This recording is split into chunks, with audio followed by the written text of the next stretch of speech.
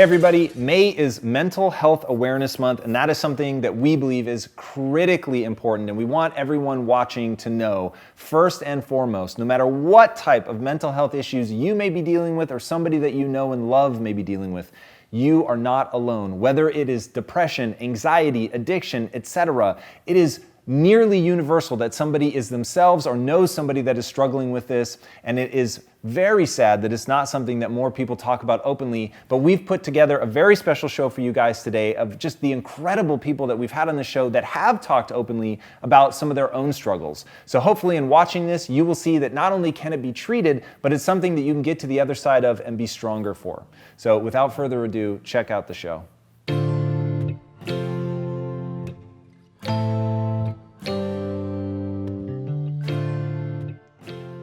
Within this context, so obviously seek help is first and foremost, but beyond that, what does that rebuilding process look like for somebody who's trapped in depression and suicidal thoughts? I've been there a lot in my life, especially before my car accident, my teenage years. Then the first woman I ever loved, we had a big breakup, and that breakup sent me down in depression and suicidal planning. And it's tough to dispense advice to people other than get help. And I'll share why. Because that time in my life, I had so many people coming up to me. You know, my friends would come into my dorm room, and, Brendan, let's go do something. And the hope is lost. And what people, I think, make the mistake of trying to do is hype people up. Everything's gonna be okay, you're gonna be great. And what people need who are suicidal is serious psychological intervention. They need to seek support and help. And outside of that, when they do get that support, the first thing a great therapist is going to do, outside of the emotional reflection work of why are you here and what has caused this sort of pattern for you, they're going to get you starting to get some momentum. The most important thing is when you are super down, outside of finding that emotional reasoning for where you are, is to start getting momentum. Because with momentum comes hope. With momentum comes motivation. With momentum comes, that feeling that there's a reason for tomorrow. And so it's as simple as just saying, okay, what are 3 things I'm gonna do today? And I don't mean that like a lot of personal development guys would say, like, what are your 3 big goals for the day? Arr! I'm like, dude, sometimes that first goal is, I'm gonna shower today. I'm really gonna shower today. I'm gonna walk to the library. I'm gonna come home. And that's all they got.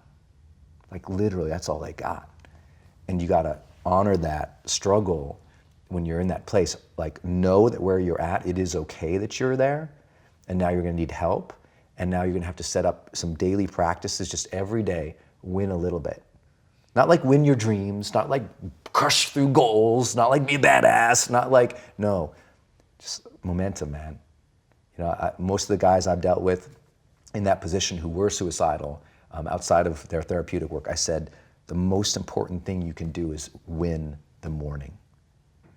Just win the morning, man. I think that's true for all of us, even high performers. Like if I don't have my morning routine game, I feel, out of sorts. So I think it's true for everybody. You gotta own your morning, you gotta win it, because that starts and sets up everything else. I know you believe that as well. Like people need that discipline, those routines that will help the rest of their day go better. And I don't wanna ever be flippant with the advice to people who are dealing with that situation outside of get some help, get some momentum, and be okay if that momentum is really small, because it will build. Trust that momentum builds, and trust that those gloomy and bad, dark days, trust that those are going to be there.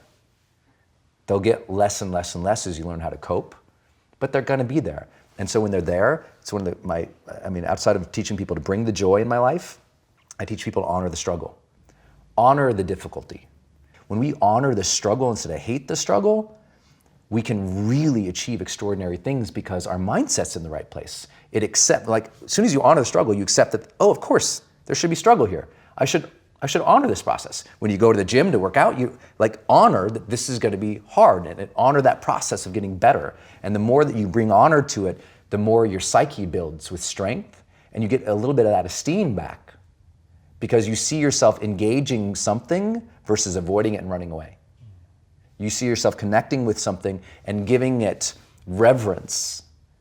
You're like I have reverence for the difficulties of life. They made me better.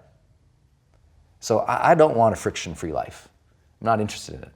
You know, I like to say sometimes that, you know, the journey to greatness begins the moment that our, you know, deep desires for comfort and ease are overpowered by our desires to connect and contribute.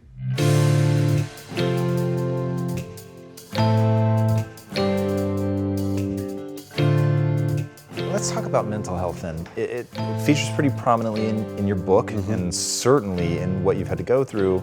And by the way, your honesty and vulnerability in the book are amazing, and I think that It was hard. I can only imagine, and for anybody that hasn't read the book, they really don't understand what we're talking about. You were really honest. Like, you did not try to paint yourself as like, hey, I'm a stud, look at me. Like, it was such a warts and all biography. Absolutely loved that part of it. Amazing, and I've got to imagine people reach out to you routinely to say that thank you for that, and it's... Yeah, I didn't know how people were going to react to it. I mean, I had all these people that followed me from Dancing with the Stars that loved me, and when the book hit the shelves, I was terrified. I was like, all these people are going to see a side of me that they have not seen, and they're going to hate me. And it has been a positive response because I was very open and honest. That's incredible. So I can imagine the kind of audience that you would build off of Dancing with the Stars, sort of very much like sort of right down the middle, and some of the like behaviors that you had when you were angry were like, it's sort of the aggressive dickhead, you know what I mean? So for you to like put it out there and be like, let me walk you through what I was thinking so that you understand, like, I'm not justifying this, I'm just telling you it's real. Yeah. And it was like, God, like it was so defenseless, and which made me feel super connected to you. And to walk through that, but then it got me thinking, like, what is that rebuilding process? So you've helped us see your journey, but I was like, what would he say? Like, if somebody came up to that was in this situation, what would he do? If it's a soldier, what would he do if somebody's depressed but they're not a soldier? Like, having gone through it and having been so real, open, and honest about what that process looks like, how do we, and give it to me in two ways, how do we systematically address the problem, and we'll just say of veterans going through it, and then on sort of one-offs on a one-to-one, what does that look like? Well, I think what needs to happen, I think that we've come a long way with mental health, but we have a long way to go. And what needs to happen is... Where would you say, how far have we come? When you say we've come a long way. Well, we acknowledge it. Okay. We acknowledge it. And we didn't used to, which I would agree No, with. I mean, because I look at veterans in the past. It was, you know, I think in World War II it was called shell shock. It was all these different things, but it was not acknowledged in the way that it is now. But I think it needs to be talked about more. Okay. I think the more things are talked about, the more comfortable we are, and the more we can understand them. When I woke up one morning and saw that in a tweet that Prince Harry came out talking about his depression, it made me really happy. Because I've been places and someone has said, well, you lost an arm and a leg, so you had a right to be depressed, and I stopped them. I was like, depression is real. You don't even have to go through something traumatic. Some are caused by, you know, something traumatic. Some can be a chemical imbalance in the brain. And I feel like if you had heart problems and saw a cardiologist, well, everyone would be concerned about you, would know you're doing better, and it would be open and honest with the crew, anybody you work with. No stigma, not weird. But the most complicated organ in your body, if you have a problem with it, suddenly we don't want to talk about that? No, and you can get over it. And that's what people need to realize. You can be cured, you can get past it. That's what we need to realize. You know, the reason I did it is because when I was in my depression, I thought I was alone. I didn't open up to anybody. So I thought someone's going to read this and it's going to help them. So I just, as nervous as I was about the book, I kept thinking that one person is going to read it. Well, now it's open up this dialogue, and I'll go and I'll speak and we'll do Q&A, and people want to talk about it. I gave a speech in Florida, and it was an older crowd. It was like I was going to say, they were old, and I speak what's on my heart. And I gave my speech, and as I was closing, I kind of mentioned some depression. Because I was coming out of the winter months, and it hit me again this past winter, and I went and saw the doctor, and so it was on my mind, and it came up. And as I was saying, I thought, this generation of people probably aren't connecting to what I'm saying. When I walked off the stage, and they lined up, the amount of people that thanked me for talking about mental health. And here I was, I thought they didn't want to hear. I thought I was stepping out of line. No, it needs to be talked about because it's not just this generation. It's people are realizing more and more that it's an issue. Right. And the more we talk about it, the easier it is for people to be honest with themselves and get the help they need.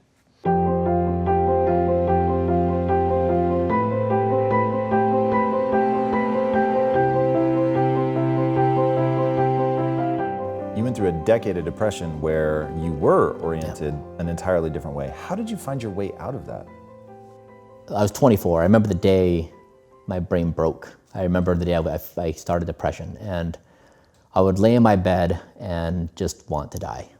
I didn't want to exist. I wanted an anesthesiologist to come and give me a shot so like my soul would just, and at the time I was in a belief system where there was an afterlife. And so that wasn't possible. You couldn't be gone. You were around forever, no matter what you did.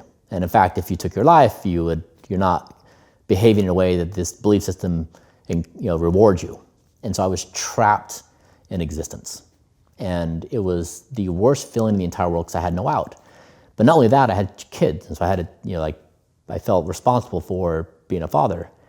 And so I was building Braintree, and I had challenges at home with my significant other, and I had kids who weren't sleeping. I wasn't sleeping myself, working 24/7, having companies break, and like all the pressure, and it just drove me into the ground to a point I was just delirious. I mean, I was broke, and so I climbed Mount Kilimanjaro at the tail end of the situation.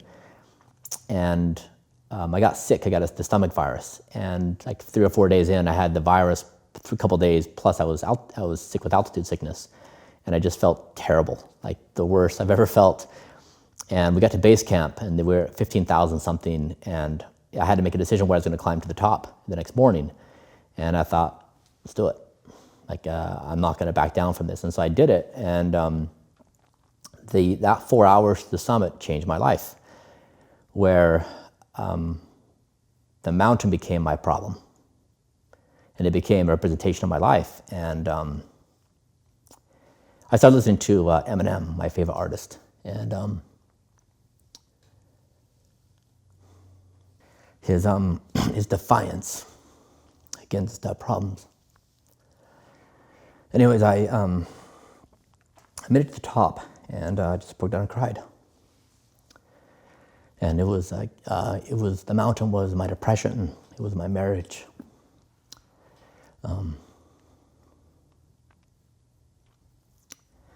It was my belief system. And I went home and I was changed. I sold my company shortly after, Braintree.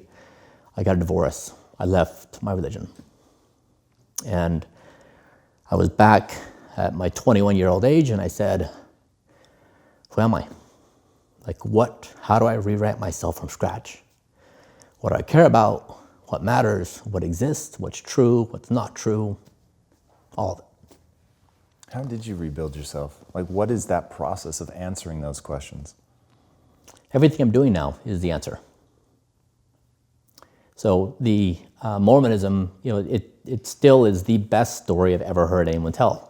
It's like if you obey these rules, you get an unbelievably awesome afterlife. It's just like it's the best you could ever imagine and more. In fact, we can't even imagine it. It's so awesome, as we're told. And all you have to do is obey the rules. It's like super clean. I get that. And when that was taken away from me, it's like, well, okay, so if there's not an afterlife, or is there an afterlife? I don't know. What do I do? And that's why Infinite Games is the only thing that makes sense to me. Is I grew up with this idea that I could continue to play games forever. I want to play games forever.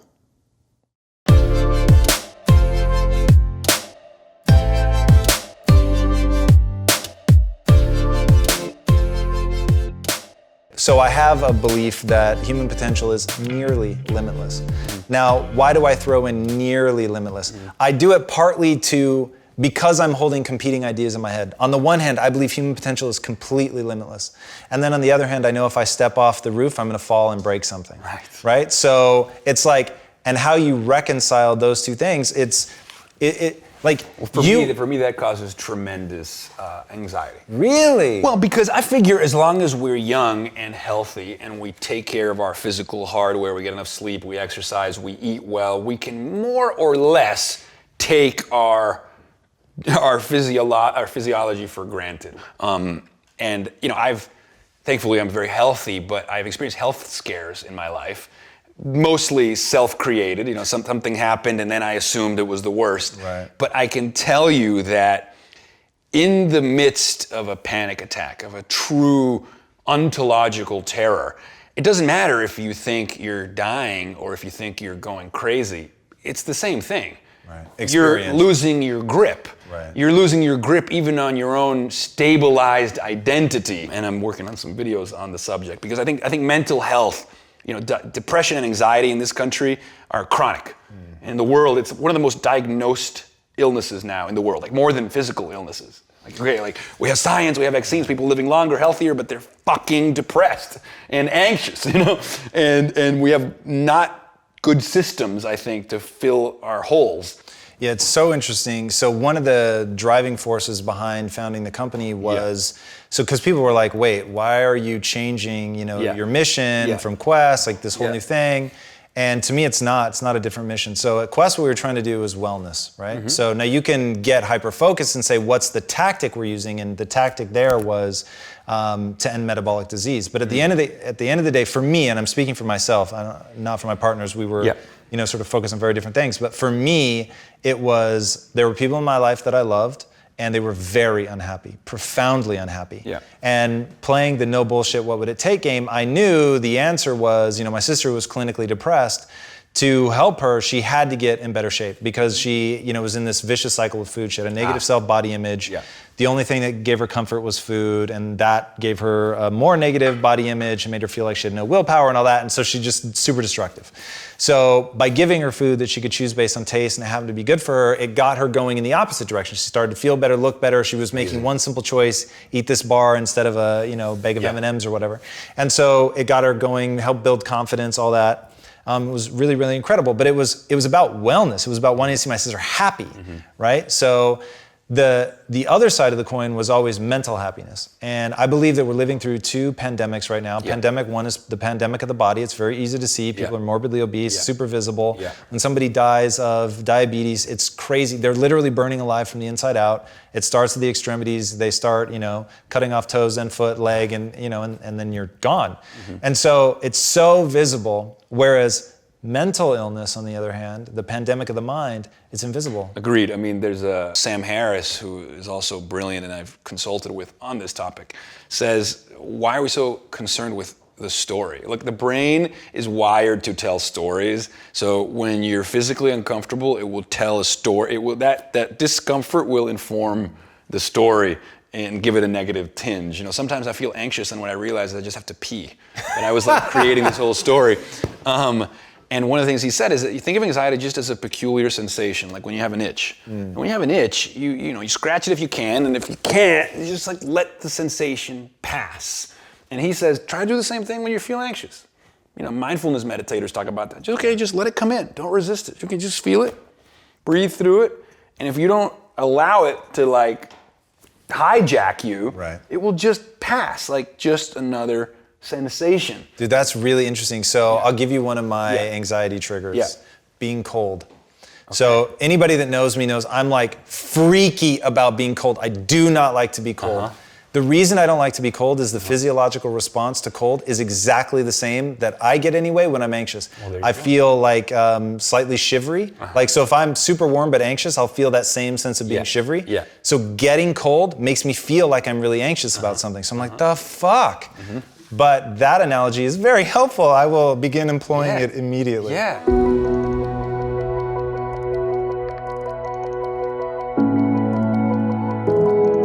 So first of all, I literally have struggled with anxiety my entire life. And anxiety for this conversation, the way I define it is the habit of worrying spiraled out of control. You know, you may say that you are a worrier. That's not true. You have a habit of worrying. A habit is a pattern of behavior or thinking that you repeat without realizing it. So anxiety happens when that pattern of worrying about things spirals out of control, and now it starts to marry and manifest itself with physical sensations too. That's all that it is. I know that I say that's all that it is. Me personally, I struggled with anxiety, I think my entire life. It became quite acute when I was in my late teens and early 20s. I became medicated in the middle of law school. I took Zoloft for 2 decades. When our first daughter was born, who is now 17, the postpartum depression and the cascading panic was so terrible that not only was I medicated and couldn't breastfeed, but I couldn't be left alone with her. Wow. So when I say you can cure yourself of anxiety, I don't say that lightly.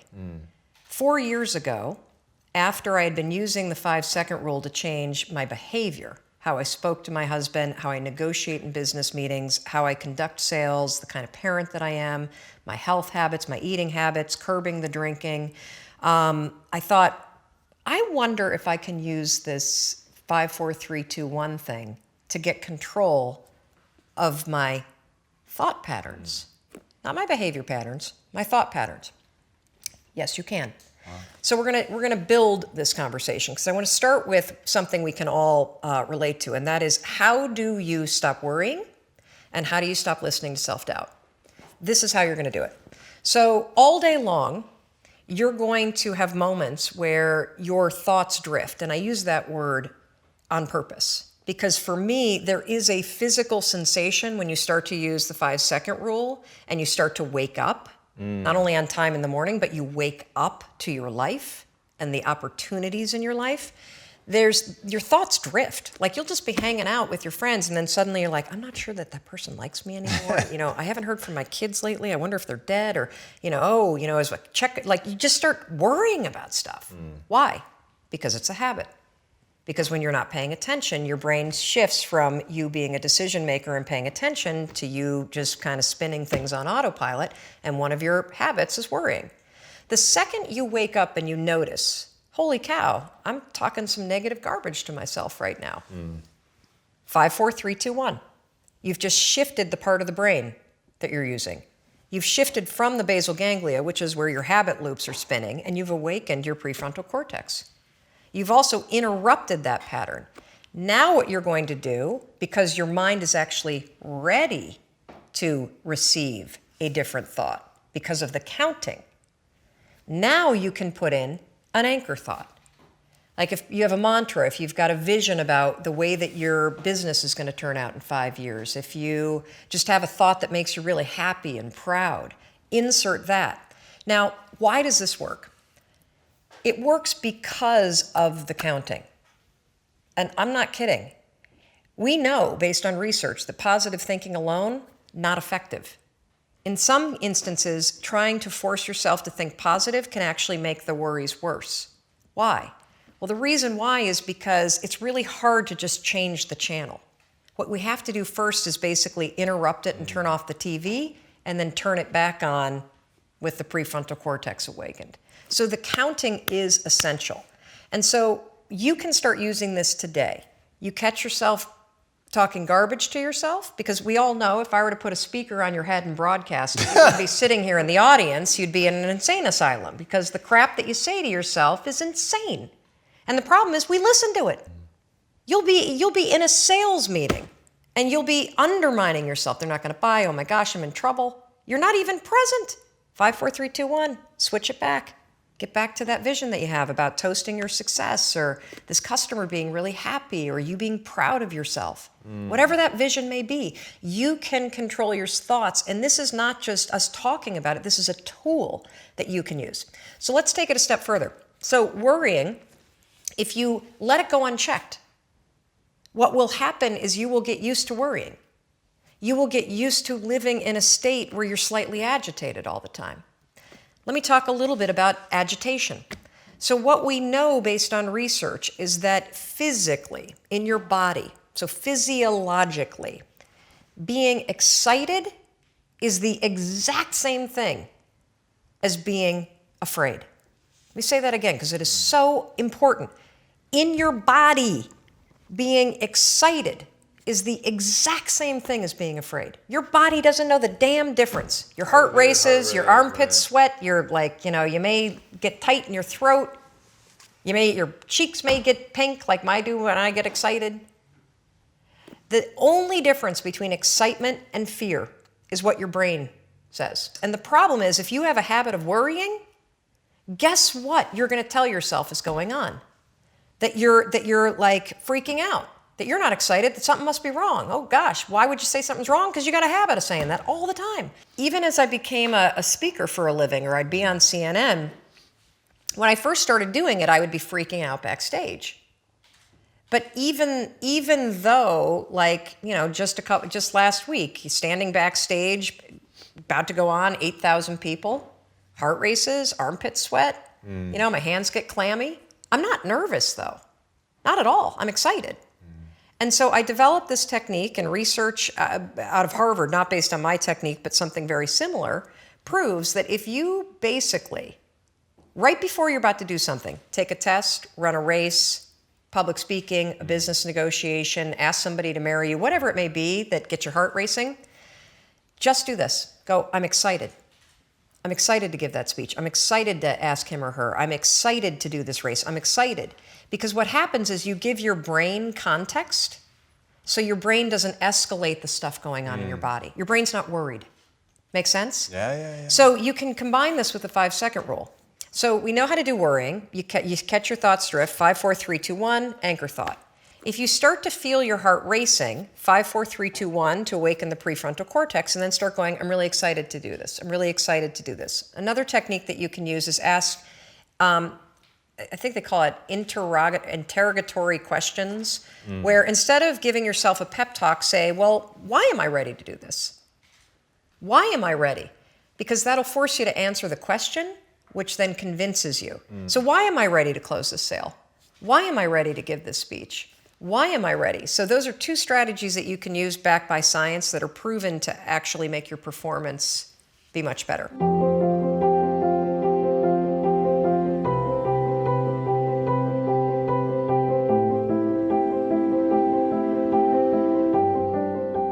When I found out that I was adopted, what was happening was I started drinking again. And in my mind, I try to rationalize and say, I'm drinking again because I have celebrating the newfound part of my identity, which was, I'm trying to come up with some excuse to drink again.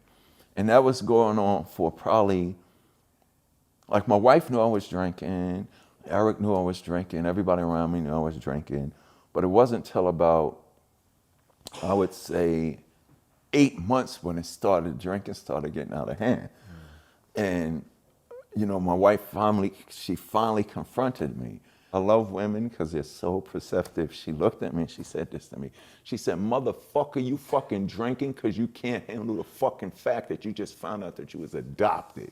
Wow. And I tried to deny that, but she was 100% right. The rehab thing allowed me to see what I was doing, and then it allowed me to see why I was doing it, and then it made me discover, I'm obsessive compulsive disorders and this and that, and anxiety. And it made me realize that when I first started drinking, it's because I thought I needed help to be who I was trying to be with Run DMC. And the reason why I say that is because when I went through rehab, now that I'm sober, the things that made me feel good, I was able to see and feel again. Like, people think they need stuff. I realize all you need to do is feel good about who you are, but I'm talking about really just feeling good. When you feel good, everything comes to you.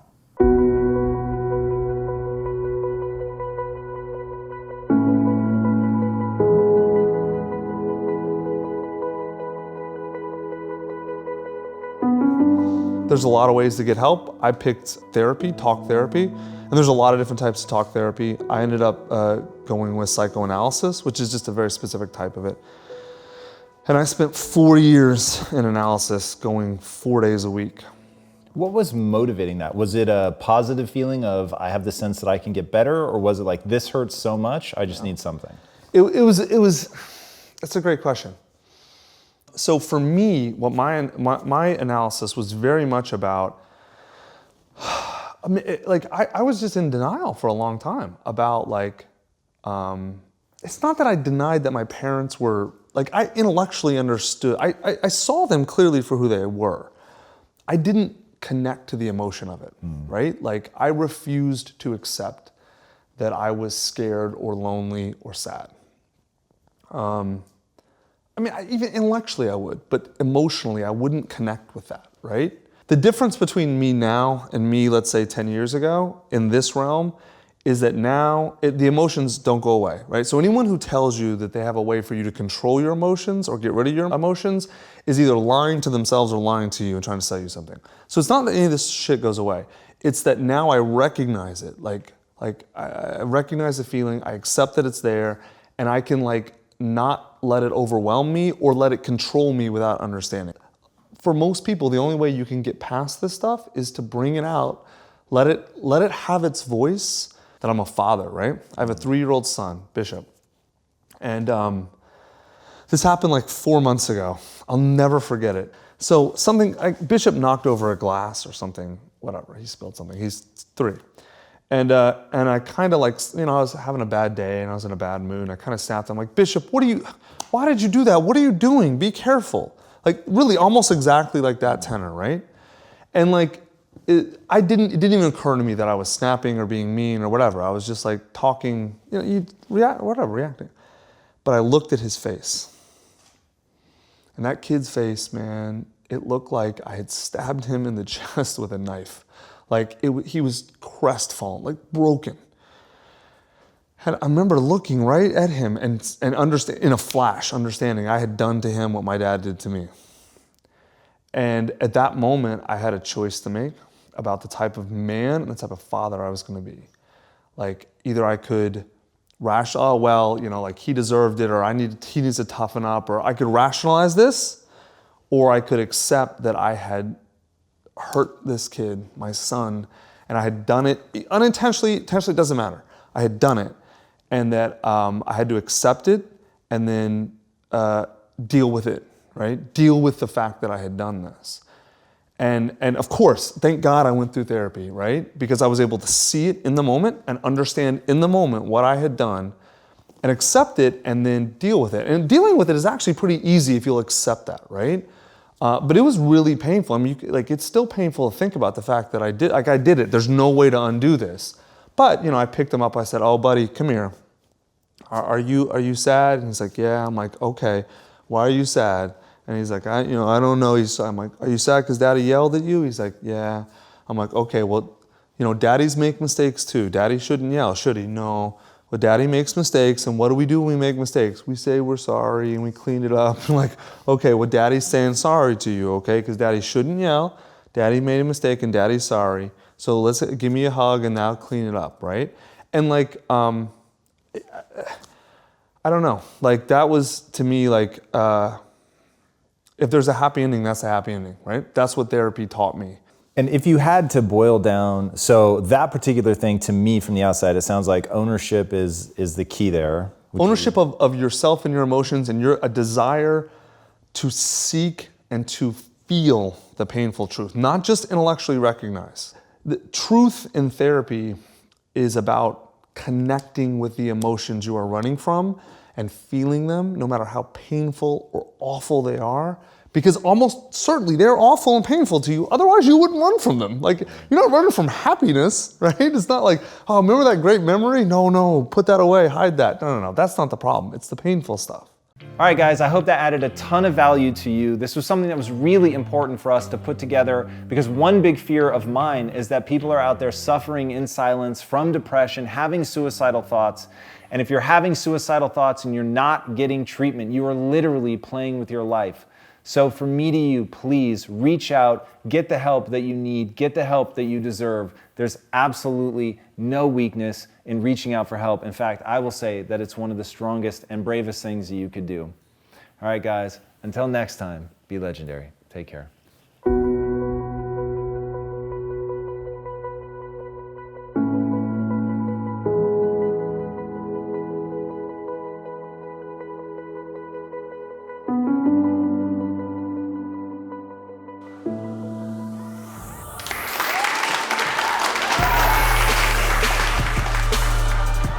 Hey everybody, thanks so much for joining us for another episode of Impact Theory.